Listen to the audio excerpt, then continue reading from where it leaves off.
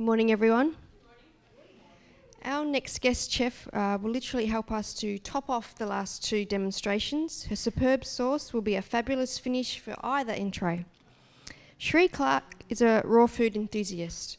Over the past decade and a half, her diet has evolved to consist of less and less processed fare and to include more greens and what Sheree refers to as living foods. She was recently certified as an associate chef and instructor by the Living Light Culinary Arts Institute in Fort Bragg, California. A successful business owner, Sheree travels extensively for her company. She has written several books and she is very involved in her community back home in Des Moines, Iowa. Yet even with her busy lifestyle and many demands, Sheree still finds time to eat healthy. Sometimes, she says, the secret truly is in the sauce. Please join me to welcome Sheree Clark.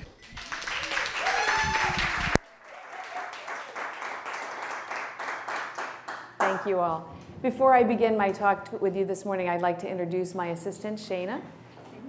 And I'd like you to notice we have matching outfits. We match, so we got this planned.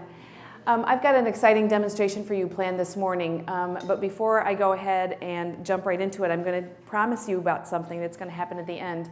At the very end of the presentation, when I'm done with the recipe, I'm going to be giving you a free gift with purchase. You're going to learn how, for the low, low price of $1.99, you can enhance any of your raw food presentations. So if you were thinking about going on a bathroom break, get that out of your head. You're going to want to stay right here, and you're going to be riveted. Okay, how many of you know what a remoulade is? Anybody? Okay, very few people know what a remoulade is. A remoulade is a sauce. It comes to us from the French. It's typically a tartar sauce, tartar sauce, it's not tartar sauce. And a sauce is different from a dressing or a marinade with regard to its thickness. So if you're going from thin to thick, a marinade is the thinnest, a dressing would be thicker, and then the sauce would be even thicker than that. And I'm going to be demonstrating a sauce for you today, the sauce being remoulade. Today we're going to be talking not just about how to prepare the remoulade, but how to select the ingredients. I'm going to be giving you a little bit of information about red bell peppers, which is the key ingredient in red bell pepper remoulade. I'm going to be demonstrating how to use some equipment. We have here the Vitamix blender, and I'm going to be showing you exactly how you use that. I'm going to show you how to use the sauce, and then, of course, remember the $1.99 gift with purchase. I'm going to invite you to please, if you would, join me on page 33 of your notebooks, and there you're going to see the recipe. We're going to begin by walking through the ingredients, and the first ingredient listed on your list is the red bell pepper. Now, you saw a demonstration earlier in your training, I'd happen to know, by Jenny Kornbleet, where she talked about the avocado. Well, if you think the avocado and Jenny's love affair with that is a big deal, you wait till you see me talk about the red bell pepper. Red bell peppers, in case you don't know what they are, they look like this. They're the most abundant source of vitamins A and C, and also, surprisingly to some people, lycopene. Lycopene is something that we typically equate with tomatoes. Tomatoes, red bell peppers do have something in common. They're both red. And so you'll find this to be a great source of that. And lycopene, what it does for you, particularly if you're male, it's important to know. Lycopene is a good antioxidant that helps with cancer prevention. So you're going to want to get a lot of this in your diet, and red bell pepper is a great place to start. The red bell pepper is most abundant in the summertime months, particularly during August and September is when they really come into being. And one of the reasons why you want to know that is a couple. One is they're going to be their freshest and their sweetest and their most great flavor. They'll also be the least expensive. So a good tip for any cook using any recipe ingredient is to buy in season. And we also try to buy organic whenever that's possible. There's a better flavor to organic produce, and there are a lot of other reasons why you would want to be thinking about that. Once you buy your red pepper, it'll store really well for you for at least a week. Interestingly, you store them unwashed. And if you put water on them, they don't tend to keep as well. So put them dirty in your fridge, and they'll keep for you at least for a week. It's okay to freeze a pepper too, which surprises people. And you're going to want to freeze it whole if you can. And rather than putting it already produced, it'll last you a good long time. So how do you select? What do you do when you're at the market? How do you know which pepper is the one calling to you? The best red bell peppers are the ones that are beautifully red, all even, don't have blemishes on their skin, and look, this is a perfect specimen. I picked this one out for you especially to demonstrate with today. It's got a beautiful green stem. It's firm to the touch. There's no soft spots to it. It's heavy for its weight, and it just looks good enough to eat the way that it is. So when you've gone to the store, you've picked the right pepper, what you're going to want to do is you're going to want to bring it home for this recipe, and you're going to want to seed it. There's several ways of seeding, and once I've done one seeding demonstration, I'm kind of ruined on showing you another one with the same pepper. So I'm going to be talking you through some of these. The first thing that one of the demonstrations, or one of the techniques that I just learned and have not demonstrated, so you're going to be guinea pigs with me, is the push it through the skin and see what happens method, which I'm going to demonstrate now. Take both of your thumbs, put it on either side of the stem, push firmly, say a little prayer, and then, holy cow, wow. It worked. I guess I shouldn't act surprised. We dispose of that in our scrap bowl for composting, and then we find that there are other seeds still inside. We bang those on our board. We dispose of them because if you're trying to seed the pepper, you sure don't want the seeds to be then getting on all of the pieces that you're about to cut. And you're really glad you have a staff to clean up the ones that you dump on the floor. Do not try this at home. If that hadn't worked, another method might have been for me to slice it the long way, like this. When I would have opened on the inside, the seed bed would have been inside. I could have picked out on either side. To prepare this for the remoulade, good news, a little less work. While we want to make sure that all the seeds are out, we don't necessarily have to remove the membrane because we're going to be putting this item into the Vitamix, which will churn it all up. If you were using the pepper for some other use, perhaps julienne, you would remove the membrane. It would be a lot more attractive and a better mouth texture. Also, you might notice the shape of this pepper. It's a beautifully shaped one. It's nice and even. It's pretty square on its edges. When it cut, it would make a beautiful julienne. When you're at the store and you're selecting the peppers, shape doesn't matter if you're using it for something like a remoulade. Shape does matter if you're using it as a crudité. You're going to be cutting it up on the platter. So you're going to want to pick the size and the shape based on what your end use is. And my end use, luckily, I'm going to be hacking it all up in the blender, so it doesn't really matter how it looks at this point. So we've talked about selecting the peppers, how we prepare them, and now this item is ready to go into the Vitamix. And these I've already cut into the amount that's listed in the recipe that you have there. Second ingredient in our prepared recipe, as you can see from your book, is a half cup cashews. It also gives the option of using pine nuts. Another option for you, we're going to be using cashews today. Another option for an ingredient in this recipe would be Thai coconut.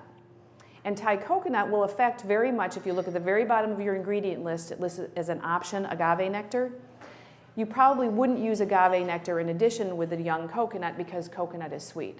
So be thinking about flavor balancing as you're selecting what's going to be going into the Vitamix. Into the Vitamix goes the cashews. Thank you, Sheena. The next ingredient listed for you is water.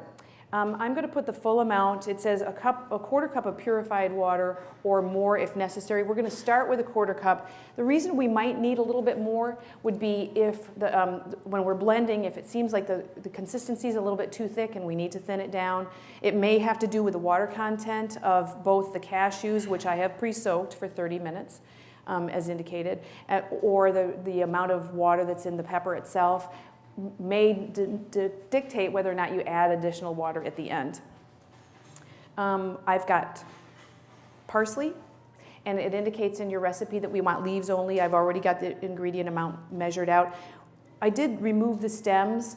Some people choose to leave the stems on. I'm not a big fan of parsley stems. And it also is because the stems would probably be the hardest thing in the blender, it might necessitate me having to blend it a little bit longer, and I don't want to do that. I don't want to blend it any longer than is necessary to get it to the exact right texture. We've also got, as an ingredient, paprika. Paprika, beautiful red color, not surprisingly, has the same wonderful characteristics as the red bell pepper. Actually, paprika is made from bell peppers, or made from peppers, excuse me. Mustard is another ingredient. This is freshly prepared mustard. You're going to be learning how to prepare mustard yourself earlier or later today, right after lunch. The degree of heat in the mustard will also affect how much agave nectar you put in, if you put any in at the end. We've got garlic, sea salt, and pepper. And I'm not going to put the agave in just yet because I want to see what the taste is like. The Vitamix is your friend. Vitamix is a lovely blender. It's this one that I'm using is from the professional series. It's the 5000 model. I'm making sure I'm putting my top on tightly, and I'm going to start with the variable speed. I'm going to dial up to high, and then I'm going to switch to the higher speed there. So what we're going to do is we're going to watch all this become the remoulade. Start slow, get a little faster. I'm going to use my plunger, which has been designed to not get into the blades.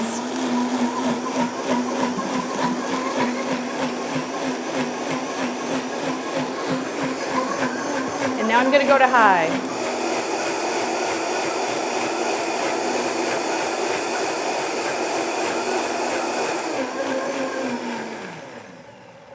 I'm not sure if the cameraman's going to be able to catch the consistency of the sauce, but what I'm looking for is something beautiful and smooth with no visible remaining pieces, and something about like what we have. I think we're ready to demo this. What do you think? Oh, I better taste it. Sorry. I just happen to have some confidence in this recipe and know. And I've been wrong before. Thank you. I think it needs just a little bit of sweetener. All I need to do is blend that through. It's not like I'm getting any minced or reducing anything further into the sauce. You were so right. That's why I have her. Okay, the $1.99 thing you've been dying to know, haven't you? I've been in chef school, as was indicated in my introduction. We had the weekend off. What did I do with my time? I went to the thrift stores. For $1.99, I found this beautiful bowl. It's vintage, 2-piece bowl, and they threw in the ladle. So what I'm going to propose to you is that when you're looking to make your culinary creations look better, you don't have to go to Crate & Barrel, and you don't have to go and spend a big fortune buying new and wonderful things. You can work with what you have. You can go to the thrift store or the vintage store. And then with a little creative garnishing, you can give a signal to your guests about what might be in the bowl, and have, at the end, a fabulous remoulade.